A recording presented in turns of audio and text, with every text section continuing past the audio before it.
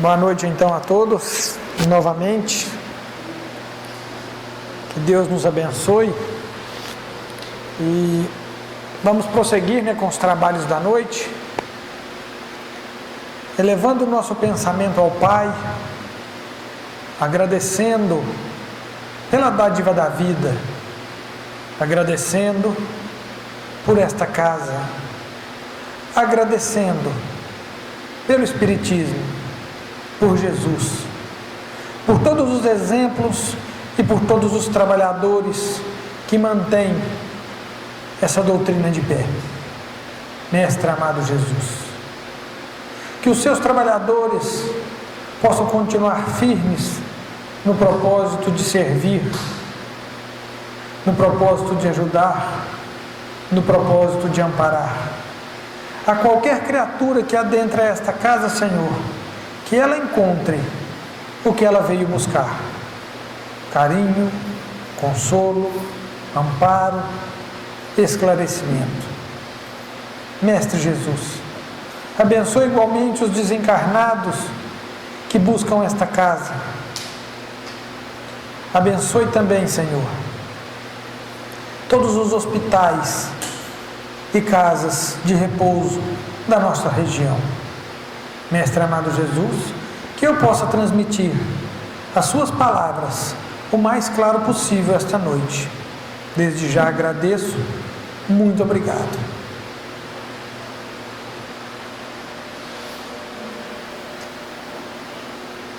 Quando nos foi proposto o tema desta noite, no livro Consolador, falando sobre o desenvolvimento da mediunidade, e a gente ficou pensando, então, para que desenvolver a mediunidade? Ou o porquê da mediunidade? Ou para que serve a mediunidade? E essas perguntas nos foram propostas. O livro tem outras perguntas ainda desse tema, e da criação do planeta Terra. Desde que o nosso planeta foi criado, e ele não foi criado de um dia para o outro, ele foi resultado de um processo, de uma explosão galáctica, que data, segundo os cientistas, que o nosso universo tem aproximadamente 13 bilhões de anos, e que o nosso planeta teria aproximadamente 4,5 bilhões de anos. É um número um tanto quanto grande que o nosso cérebro normalmente não consegue processar esse tamanho de número. Então, esse período, quando ele foi falado para o povo hebreu, ele foi dividido em dias, que Deus utiliza-se desses dias para criar cada coisa no seu dia, cada coisa no seu tempo. E a criação de Deus, aquela história como foi contada, que está narrada na Gênesis, ela vem mostrando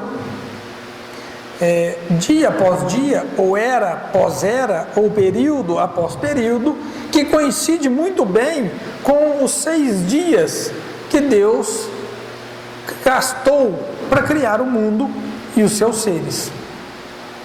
Se a gente dividisse o universo em um ano, se a gente pegasse o universo, esses 13 bilhões de anos, e se eu fosse falar para vocês como é que isso surgiu, a vida na Terra, a Terra teria sido criada, se no dia 0 foi quando o universo foi criado, no dia 1º de janeiro, no mês de setembro é quando a Terra foi criada. Mais para frente um pouquinho, no mês de outubro, no dia 31 de outubro, foi quando apareceu a vida na Terra.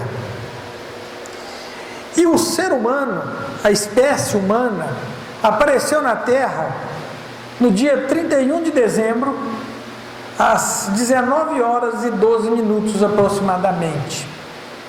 Para a gente entender como nós somos jovens nesse planeta.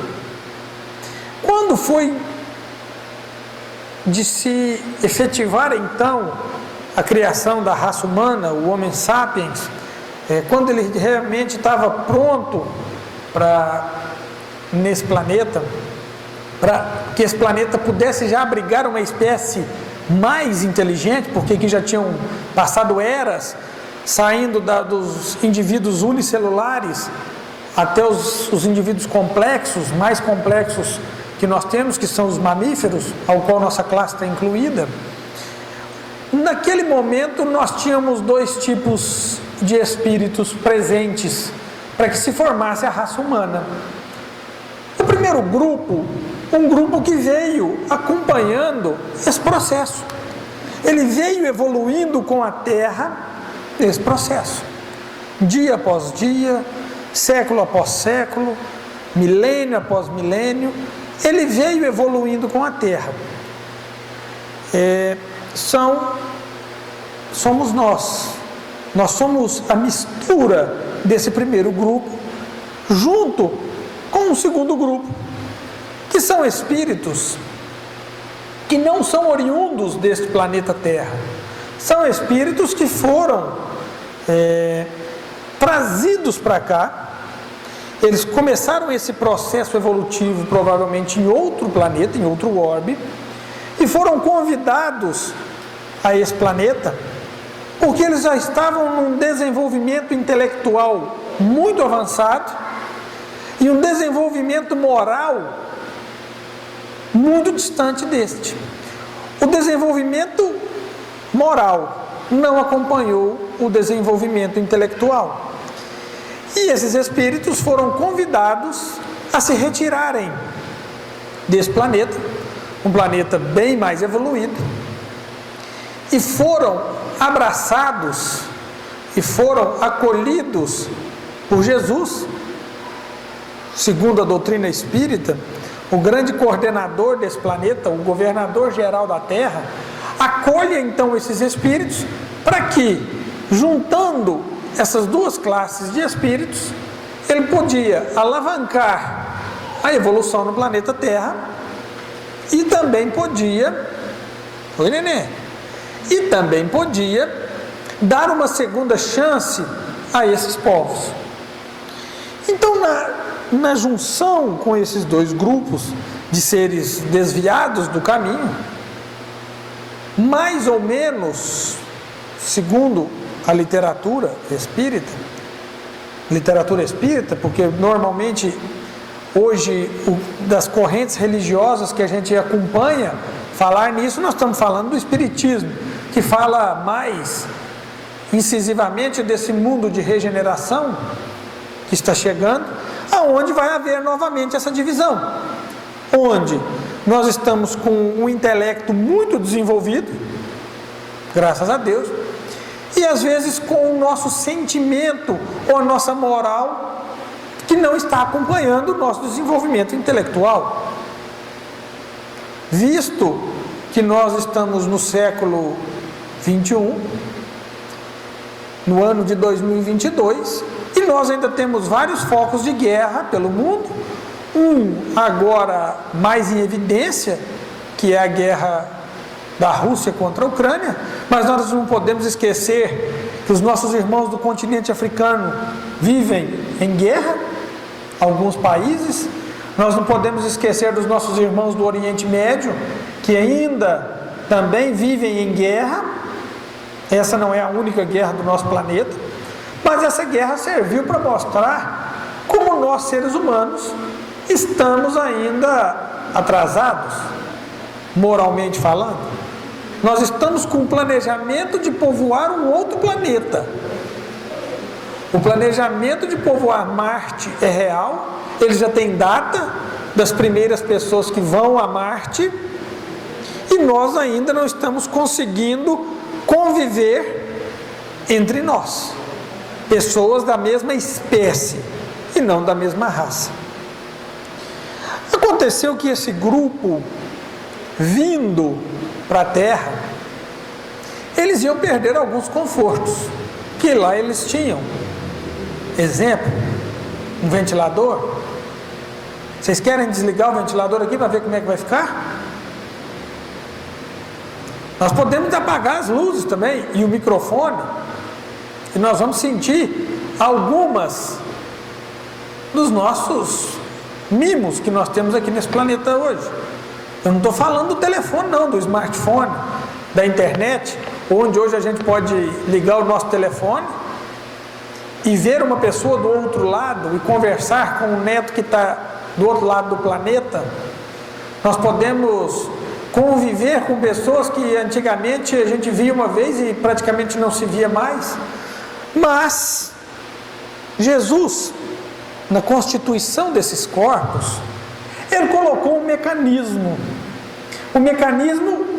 orgânico, um mecanismo para que esses povos que aqui estavam desembarcando não se sentissem desamparados, que esses povos tivessem uma oportunidade de se conectar com outros espíritos que também vieram desses orbes, mas numa outra condição, na condição de missionários, na condição de trabalhadores do bem, de total doação. Eles saíram de um planeta igual ao nosso e se embrenharam no mundo primitivo chamado Terra, por amor aos seus iguais, na função de instrutores, na função de professores, mas não tendo a necessidade de espiar nesse planeta, não tendo a necessidade de se reencarnar aqui nesse planeta. Vinham na condição de missionários. Jesus coloca esta faculdade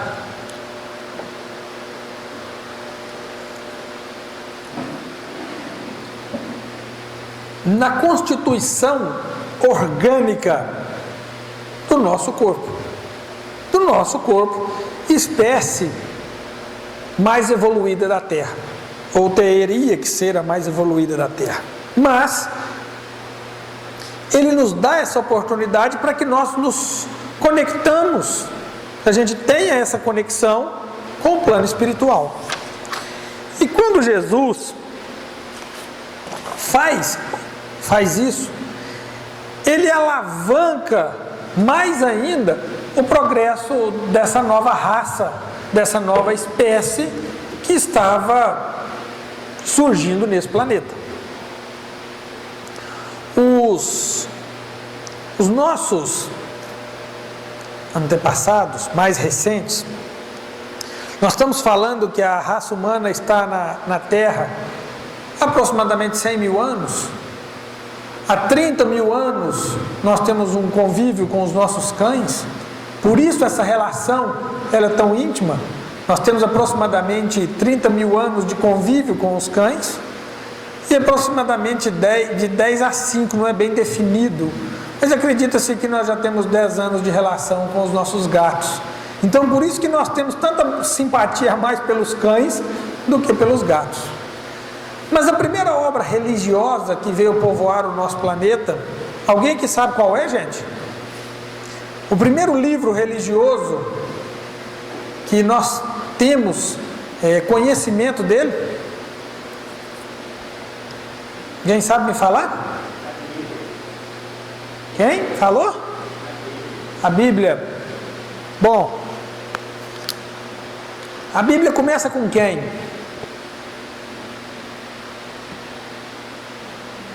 Com Moisés. Aproximadamente 1.300, 1.500 anos antes de Jesus. Juntando com os mais de 2.000 anos de Jesus, 3.500 anos. O primeiro livro religioso da história do nosso planeta que nós temos conhecimento chama-se Os Vedas. E esse livro data de 6.500 anos atrás. E nesse livro já se falava que o homem morrendo levava consigo uma parte. Quer ver? E que essa parte era inteligente. Ela continuava e vivia e conseguia se interagir com os que aqui ficaram. E por que uma informação dessa é importante para nós, gente?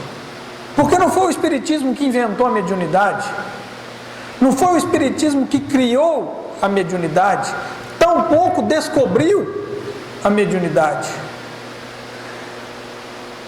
E então, o que é a mediunidade?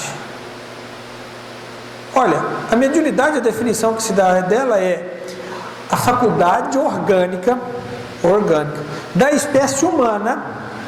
Então, os animais possuem mediunidade? Uma das perguntas de Chico Xavier a Emmanuel, e ele responde. Espera aí, deixa eu achar ela aqui. Marquei, mas o livro não está parando. Oh, gente. Aqui, ó. Eu só achar para os espíritos. Onde que ele... Mas ele pergunta aqui nessas perguntas, nas 355, se os animais também possuem mediunidade. E a resposta é que não. Eles possuem percepções, eles têm algumas percepções do plano espiritual, mas não uma mediunidade propriamente dita, não é uma faculdade orgânica dos corpos dos animais. Ela é uma faculdade... Desmarquei aqui. Deixa eu pegar aqui, vou ter que pegar com as duas mãos. Espera aí um minutinho. O livro. Senhor? Quando você fala, eu acho que ela pode ser inerente aos órgãos de sentidos deles, que são diferentes dos nossos, que muitas vezes a gente não consegue perceber como eles, mas necessariamente não é a mediunidade da forma que a doutrina explica. Isso, eles perguntam aqui, ó, os irracionais possuem mediunidade? Os irracionais não possuem faculdades mediúnicas, propriamente ditas. Contudo, têm percepções psíquicas embrionárias. Por quê? Porque são raças e espécies em desenvolvimento. Daqui a alguns milhões de anos, ou milhares, estas espécies, ou esses espíritos, ou esses princípios inteligentes que habitam esses corpos, também chegarão à condição humana. Isso é o propósito da evolução. Contudo, olha, tem percepções psíquicas embrionárias condizentes ao seu estado evolutivo, através das quais podem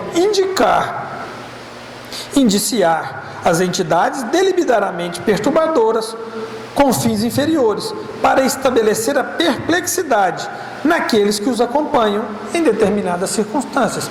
Então, a mediunidade é uma faculdade orgânica da espécie humana, que traz consigo desde o princípio da sua formação, com o objetivo de conectá-la a seres espirituais, para que não perdessem a esperança em uma melhora constante e uma proteção divina.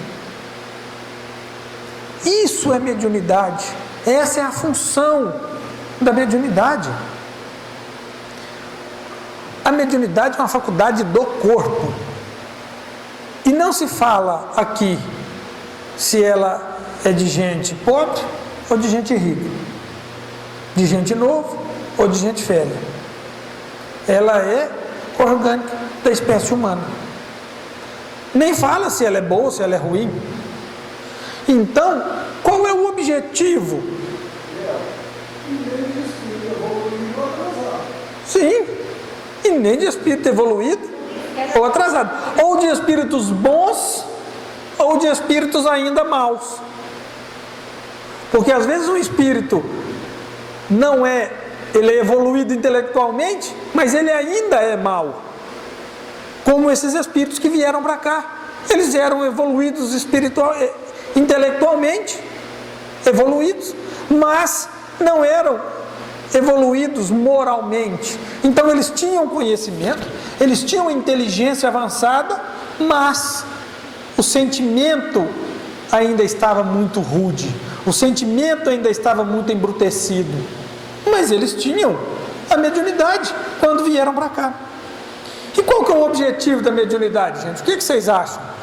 Me ajuda, qual que é o objetivo que Jesus colocou nesses corpos, nos nossos corpos humanos, desde o princípio,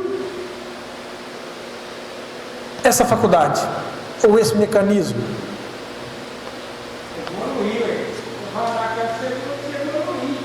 Então quem não é médium não evolui. Então quem não é médium não vai evoluir.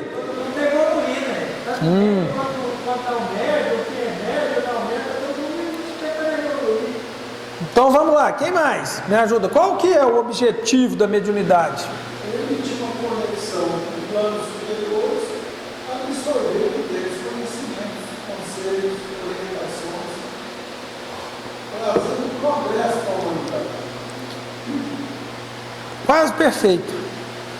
A primeira tarefa da mediunidade para os povos antigos foi o consolo, de saber que a vida continua, que eles não estão aqui sozinhos, porque é por ela que a humanidade teve certeza da continuidade da vida. Então a primeira função da mediunidade para os povos antigos foi o consolo. E a segunda? O amparo, a instrução, a certeza da vida futura. É por ela que nós temos. E sempre na história das religiões, no tocante geral, a mediunidade esteve presente. Acabei de falar aqui dos Vedas. E os egípcios, gente, será que eles tinham esse conhecimento das faculdades mediúnicas? Sim?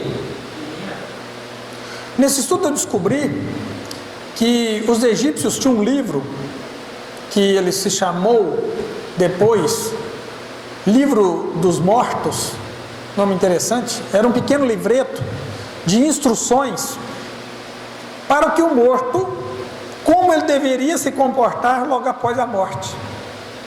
Esse livro foi encontrado nas múmias, nas tumbas, nas pirâmides, nos sarcófagos egípcios. Sempre ao lado das múmias tinha-se esse livro chamado Livro dos Mortos, que o nome original dele é um tanto quanto interessante. O livro chamava-se Saída para a Luz.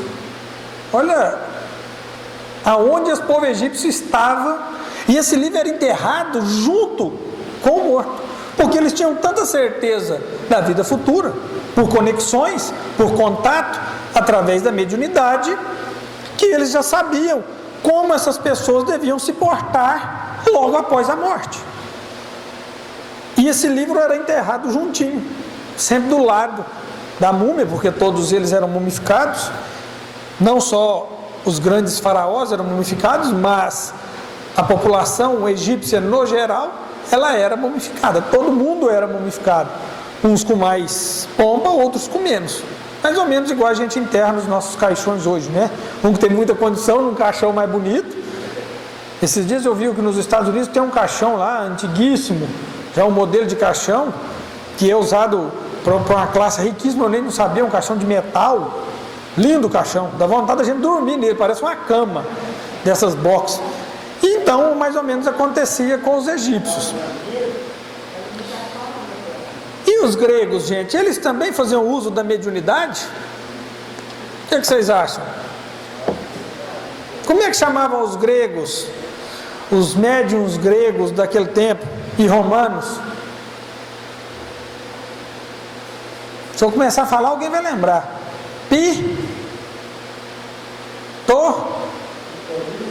Pitonisas. Os oráculos eram criaturas, eram médiuns que viviam em determinados locais, onde eles eram consultados. As pessoas iam lá para consultar essas entidades, essas pessoas, porque eles tinham uma conexão com o plano espiritual.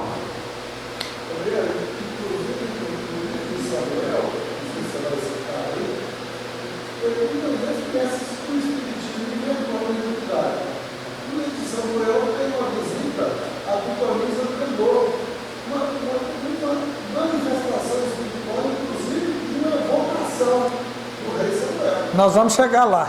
Porque esse povo foi o povo que mais complicou a mediunidade.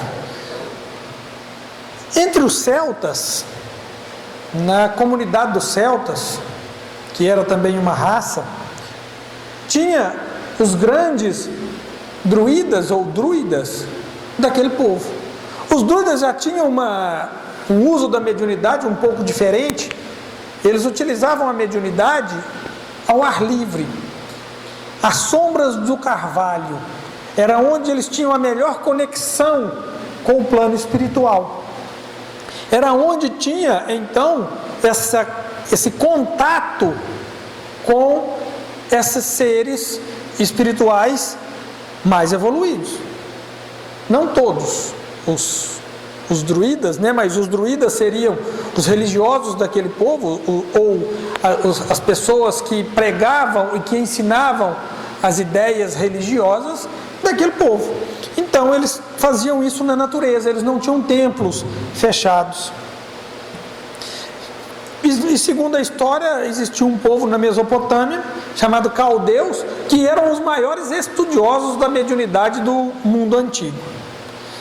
E ela não era patrimônio de uma raça. Vocês estão vendo eu contar aqui de raças diferentes que faziam uso da mediunidade. Uma coisa absolutamente normal. Por quê? Porque está no nosso corpo. Não tem que escolher. Está no nosso corpo. Nós temos coração, nós temos fígado, nós temos rim e mediunidade. Umas mais expansivas, outras menos. Umas mais desenvolvidas, outras menos, mas é do nosso corpo. Como nós temos estômago, como nós temos pulmão. Só que ao longo dos anos, ao longo das eras, nós fizemos muito, vamos falar assim, um mau uso da mediunidade. Nós passamos a utilizar a mediunidade de uma forma muito equivocada. Nós começamos a consultar os espíritos, não mais para o consolo, não mais para o amparo, não mais para a instrução. Nós começamos a consultar os espíritos para saber da vida alheia, para ganhar dinheiro, para fazer adivinhações, shows, para bisbilhotar o nosso semelhante, para fazer mal a outras pessoas, e motivos fúteis. E a mediunidade foi então sendo um fator complicador da raça humana, em todos os povos, em todos os povos. Mas no povo hebreu, isso foi mais forte. Isso foi mais forte. Porque a mediunidade, gente, vocês acham que a mediunidade é boa? É ou não é, Zé? Você falou baixinho, o que você respondeu?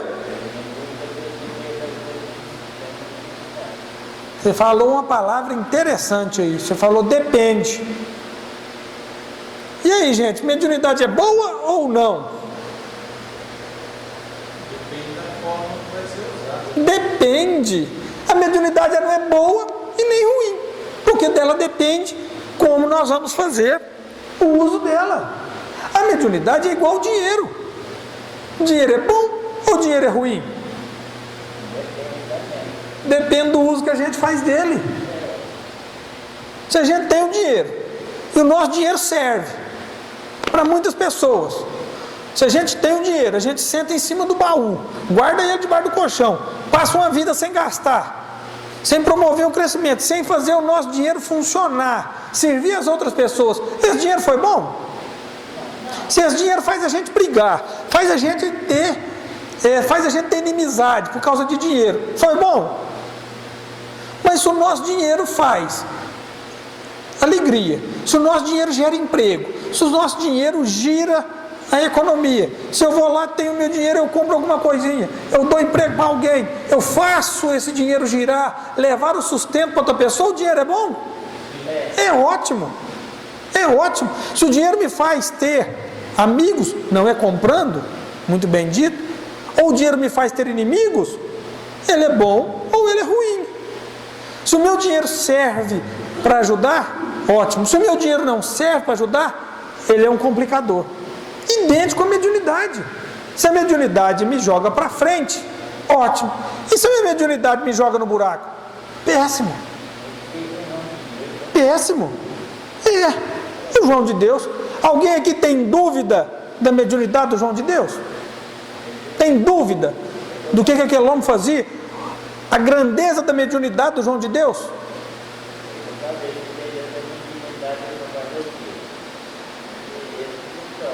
E o João de Deus teve méritos gigantescos nessa encarnação, que nós não podemos negar, mas caiu na prova.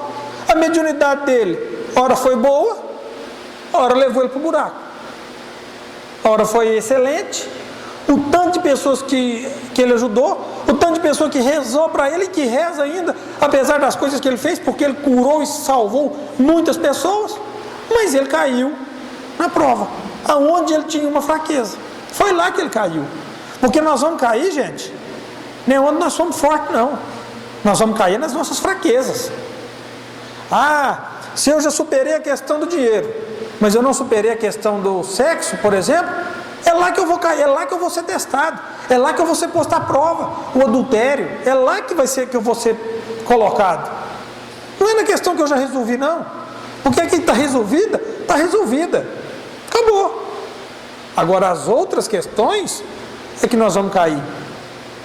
Ele já estava consciente do que ele tinha que fazer? O João de Deus estava. Ele começou a desempenhar a tarefa dele bem, começou. Caiu aonde? Caiu onde ele tinha fraqueza. Então a mediunidade, segundo a doutrina espírita, ela é para ser bem usada. Quais que são os objetivos da mediunidade? Consolo, amparo, instrução. Quantas mães foram consoladas de saber que a vida continua através da mediunidade? Quantos pais? Quantas mães? Não é que parou o sofrimento não da perda de um filho não, mas amenizou, porque agora ela tem certeza que a vida continua. Isso é através da mediunidade. É a primeira grande função da mediunidade, é o consolo. Mas o povo hebreu começa a fazer o mau uso. O primeiro relato mediúnico que nós temos na Bíblia é com Moisés ou com Abraão, quando ele escuta do próprio Deus, que hoje a gente sabe que é a figura de Jesus, que fala para ele: olha, Abraão, eu tenho uma tarefa para você, sai da tua casa e vai para a terra que eu te mostrarei. Ele já tinha um contato com o plano espiritual, ele era o grande patriarca, começa com ele. Então vem Moisés, uma das mediunidades mais fantásticas que se tem notícia sobre a terra, das mais fantásticas, visto como ele foi instruído, como ele captou a mensagem de Jesus, como ele conseguiu formular mandamentos para que aquele povo tivesse uma direção. E aí sim nós vamos ter o escrito da Bíblia.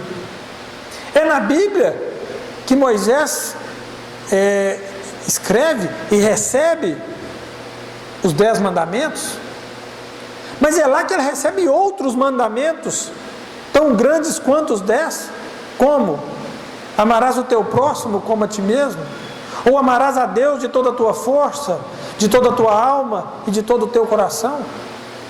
É essa mediunidade fantástica de Moisés que inicia o período religioso, propriamente dito, do povo hebreu. E é o próprio Moisés que proíbe. Ele proíbe o uso da mediunidade, gente? Tem isso ou não? O que vocês acham? Existe esse assunto que Moisés proibiu o uso da mediunidade. Alguém já ouviu falar nisso ou não? No livro de Deuteronômio, no capítulo 18, ele fala: entre ti se não achará quem faça passar pelo fogo o seu filho ou a sua filha, nem adivinhador, nem prognosticador, nem agoureiro e nem feiticeiro, nem encantador de encantamentos, nem quem consulte um espírito adivinhante, nem mágico, nem quem consulte os mortos. Sabe por quê, gente? Porque a mediunidade naquele tempo ficou só para consultar morto. Chama o fulano aí para mim, pergunta o que vai acontecer. Eu quero saber o que vai acontecer com a minha mãe. Eu quero saber o que vai acontecer com aquilo. Eu quero saber o que vai fazer aquilo. Eu quero saber se minha esposa está me traindo. Eu quero saber se o meu vizinho está me roubando. Era assim que se funcionava com a mediunidade. Moisés falou: gente, não dá. Mediunidade desse jeito não dá. Mas ele proibiu o bom uso da mediunidade, gente? Ele proíbe? Não. Porque mais adiante, eu não me recordo agora, porque eu não anotei, vocês me desculpem, chega duas entidades, eles perguntam por que ele não proibia algumas pessoas de usar a mediunidade. E ele fala assim: quem dera se as pessoas utilizassem da mediunidade como aquelas pessoas. Ele não fala mediunidade, mas quem dera se eles fizessem como aqueles o fazem. Eu não anotei aqui, mas eu prometo trazer isso numa próxima oportunidade. Por quê? Porque ele não estava proibindo o uso da mediunidade, ele estava proibindo essa consulta fútil que nós passamos a exercer. E com todo o aporte de investimento religioso naquela raça, entendeu? Naquele povo, e ainda tinha muita dúvida naquelas faculdades, nas faculdades mediúnicas. E então, aquele povo teve 14 grandes profetas, incluindo Samuel. É no livro de Reis que está escrito, porque quando acontece essa passagem do rei Saul, Saul era o rei, foi o primeiro rei que os judeus teve, e Saul, temendo uma guerra gigante, e Samuel, que era o seu profeta, que tinha ungido Saul, e ele tinha ungido Davi também, para quando Saul também descesse do trono, Davi assumisse, Samuel já estava morto. Mas Saul, naquela necessidade de conversar com ele procura a pitonisa de Endor, que era uma coisa proibida. Ele não vai lá como rei, ele vai como uma pessoa normal, e pede, e a pessoa fala assim: quem você quer que eu suba? Porque eles tinham o conhecimento, eles achavam que os espíritos ficavam abaixo da terra, como a cultura grega acha que é nos Hades. E ela pergunta: quem você quer que eu suba? Senhor?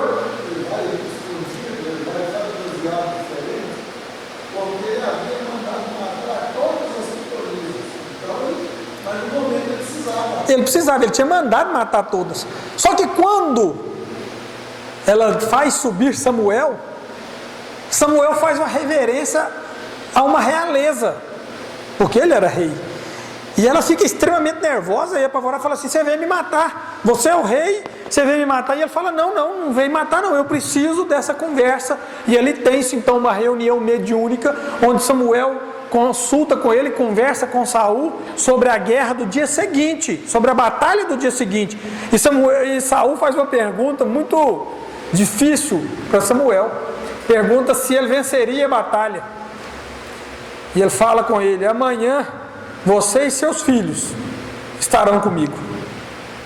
E Saul no outro dia morre, e os seus filhos também nessa mesma batalha. E aí que Davi depois ascende ao trono de Israel. Mas então, o uso da mediunidade, ele era frequente naquele povo. Só que tinha dúvida de como usar a mediunidade. Como então? Que a partir daquele momento, como é que nós vamos usar esse negócio, já que isso é do corpo humano, já que isso é do ser humano, já que isso é de todas as raças, como nós vamos desenvolver a nossa mediunidade?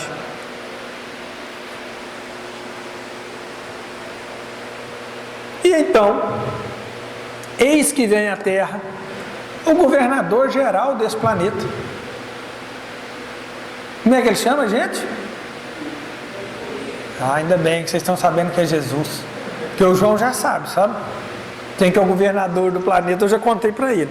Então, Jesus realmente se predispõe a uma tarefa que nós não damos conta de dimensionar. Eu falei que aqui no comecinho, há 4 bilhões e 500 milhões de anos atrás, ele já era o Cristo. Ele já era o Espírito puro, escolhido para governar esse planeta. Ele já era.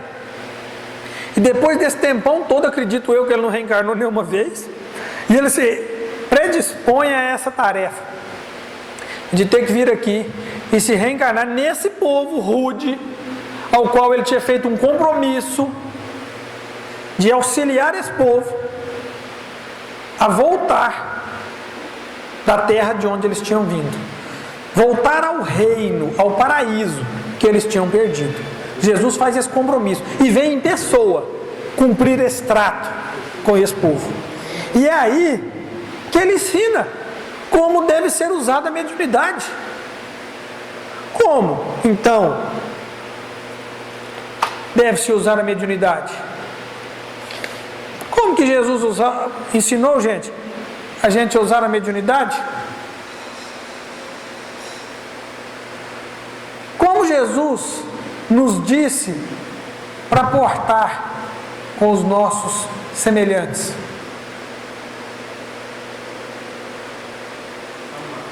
Com amor. Amamos aos outros, como a ti mesmo, como amar a ti mesmo. Amai aos outros como amar a ti mesmo. Amai uns aos outros. Amai a Deus sobre todas as coisas e ao próximo como a ti mesmo. Então, qual é o jeito que nós precisamos de usar a nossa mediunidade, gente? Com amor. Porque senão é melhor continuar com a proibição de Moisés. Porque senão nós vamos nos complicar. Jesus exemplifica como usar a mediunidade. Jesus era médium, gente. Ele tinha mediunidade porque ele estava naquele corpo, mas ele não precisava da interferência dos espíritos para realizar o que ele realizou. Segundo Kardec, os milagres e as obras de Jesus, as obras físicas, as predições, as curas, é muito mais anímica do que mediúnica. Kardec fala que se Jesus precisasse, se ele fosse médium de alguma coisa, ele era médium de Deus, porque ele não precisava da interferência dos espíritos, mas ele utiliza da mediunidade. Numa das reuniões onde ele invoca, quem que ele invoca? Está lá na Bíblia, Moisés e Elias. Ele invoca os dois. Por quê? Ele chama Pedro, Tiago e João com ele, faz uma reunião mediúnica, invoca esses dois espíritos, porque alguém deve ter ficado tomando conta do planeta enquanto ele curtia esses dias na Galileia. Então ele invoca esses dois espíritos, acontece a transfiguração, e ali eles têm uma reunião provavelmente de como é que está lá? Não, está indo bem. Como é que está as coisas? Como é que está lá na Palestina? Aqui na Palestina está bom. Como é que está lá na América? Como é que está lá na Europa? Não, está indo assim, está indo bem. Então assim, uma reunião provavelmente de diretoria, é o que teve ali naquele momento de Jesus com Moisés e Elias. Só que depois de Jesus, dele exemplificar como a mediunidade funcionava, como ela deveria ter sido usada, como ela devia ser usada, isso foi se perdendo. Nos momentos iniciais do cristianismo, a mediunidade era aflorada. Os discípulos faziam curas, os seguidores de Jesus falavam várias línguas. Então, a mediunidade estava estourada naquele momento. Só que aos poucos ela foi sendo esquecida como deveria ter sido usada, e a religião predominante resolve então novamente proibir esse seu uso, afastando essas criaturas da sociedade, afastando e criminalizando a mediunidade novamente, onde nós vamos ver que os médiuns viviam afastados, os feiticeiros, os bruxos, né? Quando a gente vê nessa história, qualquer filme que nós vamos ver aí da Idade Média, né? Merlin, essas pessoas assim, onde que eles moravam? Nas florestas, isolados. Por quê? Porque era um crime ser médium, como se a pessoa tivesse escolhido ser aquilo. Então, no século XIX, isso aflora novamente, porque Jesus tinha feito uma promessa, que em determinado momento, Ele mandaria um Consolador, que ficaria conosco para sempre, e que nos explicaria coisas novas, e nos lembraria do que nós tínhamos esquecido. Então, no século XIX, no século das luzes, mais conhecido, 82 cientistas provaram a existência da vida após a morte. 82. Provaram através da mediunidade que existia alma, que existia alguma coisa que sobrevivia a esta vida. Só que dois pesquisadores fizeram uma indagação muito interessante, além da sobrevivência da alma. Eles notaram que essas pessoas que ali estavam, esses espíritos que se comunicavam através dessas pessoas, que até então não tinham nomes, né, por médiuns, dois cientistas eles notaram que tinham pessoas felizes e pessoas infelizes, que tinham comunicação de espíritos que estavam muito bem e outros nem tanto. Os outros 80 cientistas continuaram suas pesquisas, muito mais no campo da ciência, para provar. E hoje, se alguém quiser saber disso, da internet tem muito material sobre essas pesquisas, sobre materialização de espíritos, sobre fotografia de espíritos, muita coisa que foi feita naquele tempo. Só que eles fazem uma pergunta a esses dois cientistas: como devem viver os homens para serem felizes enquanto espíritos depois da morte? Quais são esses dois grandes pesquisadores, gente, que fazem essas perguntas? Quem?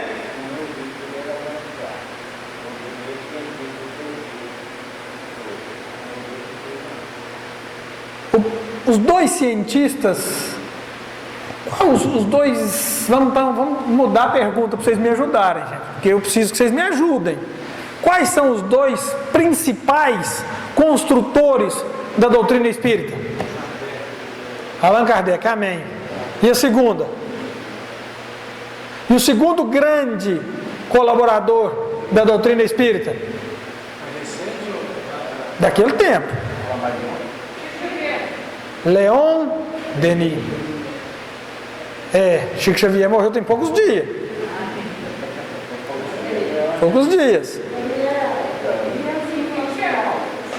As irmãs Fox não participaram da construção da doutrina espírita. Elas eram médiuns que estavam na América do Norte, nos Estados Unidos. E o espiritismo foi constituído na França e na Europa, por esses dois grandes cientistas. Primeiro, Kardec. Iniciou-se a grande compilação e o corpo da doutrina espírita. E segundo, Leon Denis. Por que essas duas criaturas em especial? Porque a grande surpresa que esses dois grandes pensadores tiveram, diferente dos outros que não tiveram esse tino, foi que a resposta dos espíritos era extremamente consoante a mensagem de Jesus.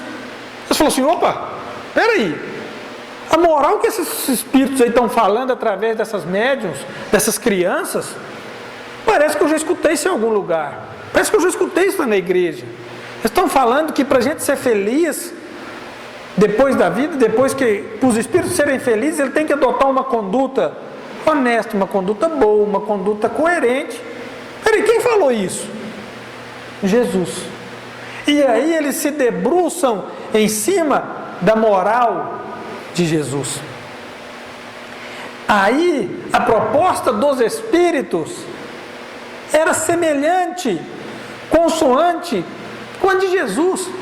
Eles falam, opa, então quer dizer que para a gente ser feliz depois da vida, ou depois da morte, eu tenho que seguir o que aquele cara falou lá atrás e é. Opa, então vamos estudar esse Jesus?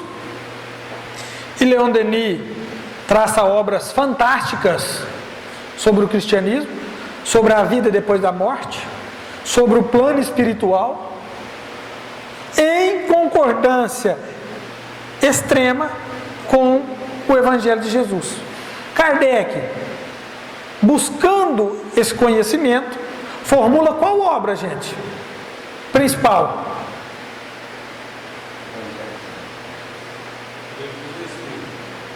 O Livro dos Espíritos foi o primeiro livro que ele escreveu. Ele escreve ele através de perguntas e respostas, onde ele perguntava e os espíritos respondiam. Quando ele trata da moral, e nós temos 4 livros, um que vai tratar de Deus, o segundo livro trata do plano espiritual ou dos fenômenos mediúnicos, o terceiro ele vai tratar das penas e gozos futuros, e o quarto sobre as leis morais. E é sobre as leis morais que ele descobre, quando se trata desse assunto, que Jesus era o caminho.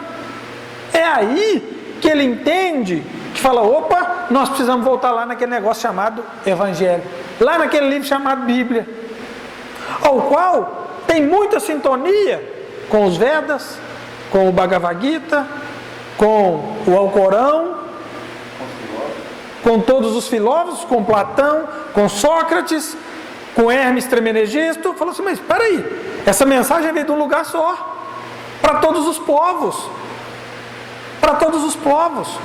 E então ele desdobra esse livro chamado Leis Morais. Em qual livro, gente?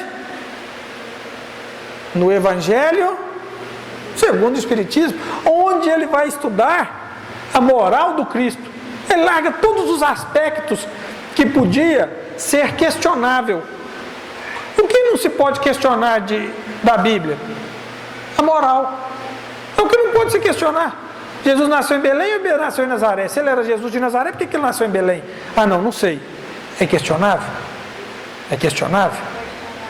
Jesus fez milagre ou não fez? É questionável? Não, Deus é brasileiro. São coisas na Bíblia que são questionáveis. Moisés abriu ou não abriu o mar vermelho? Questionável? Amar ao próximo como a ti mesmo. Dá para questionar? Quantas vezes eu preciso perdoar? 7 vezes, Senhor?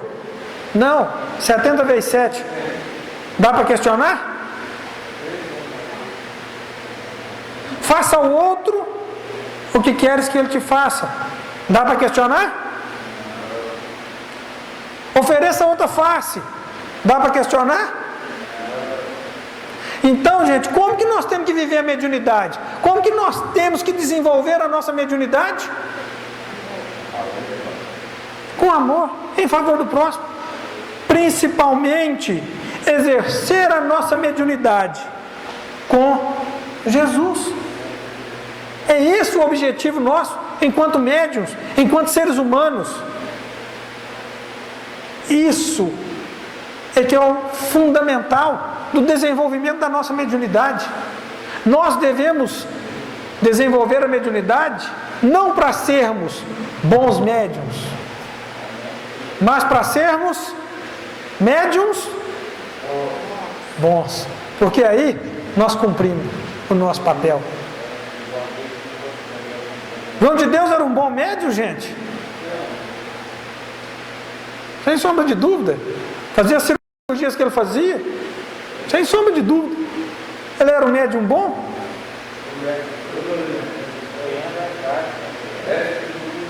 Sim? Fica à vontade. Ela pode ir em determinadas pessoas com problemas neurológicos muito sérios. Não dizer assim, é epilepsia, por exemplo. Como você classifica esse tipo de mediunidade? A mediunidade está no corpo, certo? Independe se a pessoa é boa ou não. Independe se ela é saudável ou não. Independe se ela está num grau evolutivo mais alto ou não. Ela é do corpo. Nós nascemos com isso. E eu não sei te precisar como esse mecanismo ele é feito. Aí uma pessoa que tem epilepsia e tem mediunidade, exacerba os sintomas da mediunidade descontrolada. A pessoa que tem algumas doenças de cunho mental pode exacerbar os fenômenos mediúnicos em volta daquelas pessoas. Então, a mediunidade ela é do corpo, ela não é do espírito, gente. Que fique bem claro. Ela é do corpo, ela é uma faculdade orgânica, o qual todos nós temos. Daqui uns dias, uns mais desenvolvidos, alguns menos. Hoje, o nosso grau de dependência da mediunidade é como foi antigamente? Não, porque nós já temos muito material para trabalhar. Nós hoje não estamos precisando mais de espírito puxar nossa orelha, mas não. Nós não estamos precisando mais de médiuns para nos dar esclarecimento, porque o esclarecimento hoje está sobrando. Qual que é o maior papel da mediunidade hoje? O consolo. É o que ela sempre foi. É a primeira função e única, que ela nunca vai se perder. O consolo. Quem sabe precisar se a obra de Chico Xavier for mais importante, os livros que ele escreveu, ou as mães consoladas? Ninguém sabe precisar. Qual é mais importante? As mais de 30 mil cartas que ele psicografou durante a sua vida? Ou as obras que ele nos deixaram? Por quê? Porque ele exerceu a mediunidade com amor, com Jesus. E quando Emmanuel fala para ele, se eu me distanciar de Jesus e de Kardec, me abandona e volta para eles, porque é lá que é o lugar. E a vida de Chico Xavier é um exemplo e um mandato do que é uma mediunidade com Jesus. Mais alguma pergunta, gente? Mais alguma dúvida para hoje?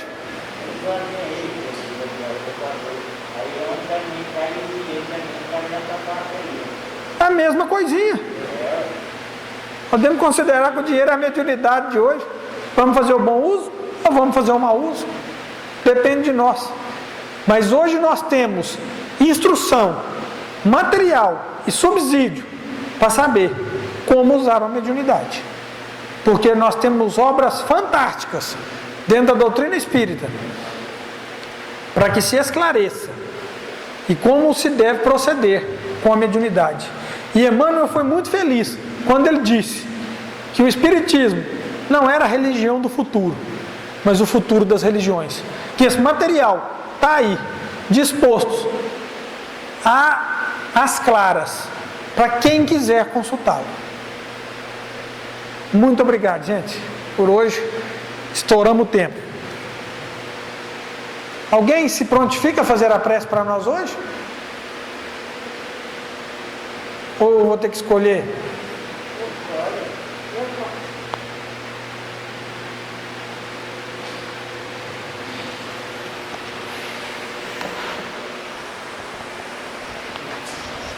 Ai. Neste momento, só temos a agradecer pelo seu Evangelho de luz, porque hoje, com este estudo, fica-nos mais claro ainda o quanto ele é importante. E foi concluído que a luz